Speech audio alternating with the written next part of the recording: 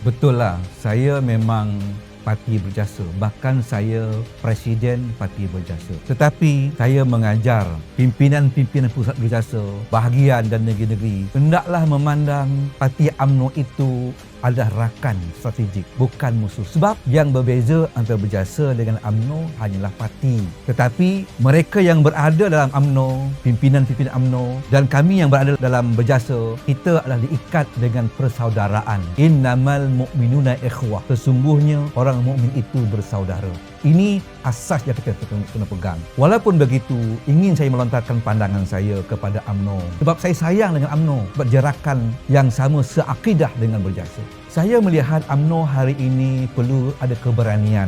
Keberanian yang sangat luar biasa. Kenapa saya berkata demikian? Sebab UMNO hari ini telah hilang keberanian. Saya dapati bahawasanya MP UMNO seramai 26 orang tidak berani membuat apa-apa. Mereka terpaksa akur dengan presiden mereka kerana diikat dengan perjanjian-perjanjian. Katanya perjanjian yang diikat antara presiden dengan MP UMNO ialah 100 juta, nilai yang tinggi. Dan presiden UMNO pula, Datuk Seri Zahid Hamidi, ianya dia itu tidak juga boleh membuat sesuatu yang berani kerana ia dipegang oleh 47 kes dibebaskan tanpa dilepaskan dan ia dipegang oleh Perdana Menteri Datuk Seri Anwar Ibrahim. Maka kita nampak tak ikatan antara Presiden UMNO dengan Perdana Menteri. Perdana Menteri kita, Perdana Menteri kita adalah seorang Melayu, seorang Islam.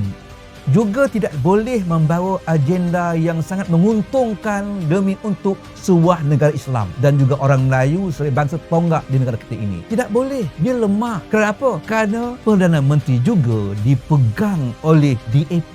Dipegang oleh DAP kerana apa? Maksud pegang itu ialah dianya, di belakang dia adalah 40 MP DAP. Kalau DAP tarik handbrake, jawatan Perdana Menteri boleh jatuh. Itu maksud saya. Jadi bermakna DAP pegang Perdana Menteri, Perdana Menteri pegang Presiden UMNO, 47 kes dibebas tanpa dilepaskan. Presiden UMNO pegang MP UMNO. Siapakah yang bebas? Tidak diikat. Yang bebas, tidak diikat, tidak dikongkong ialah DAP kerana dia tidak dipegang oleh mana-mana. Maka DAP memiliki kuasa dominan dalam kerajaan Madani. Maka dia memberi ruang dan peluang untuk membawa agenda kepentingan DAP. Sebab itu saya sebelum ini mengatakan bahawasanya Datuk Seri Anwar terpaksa menyerahkan menteri wilayah kepada pemimpin DAP. Suatu jawatan menteri yang sangat strategik kepada negara kita kerana dianya memegang ibu negara dan dia memegang jantung pentadbiran negara. Jadi nampak tak ikatan demi ikatan itu? Siapa yang tidak terikat? Yang tidak terikat bebas membuat agenda dan dia kuasa dominan yang tinggi, tawar-menawar yang tinggi adalah MP DAP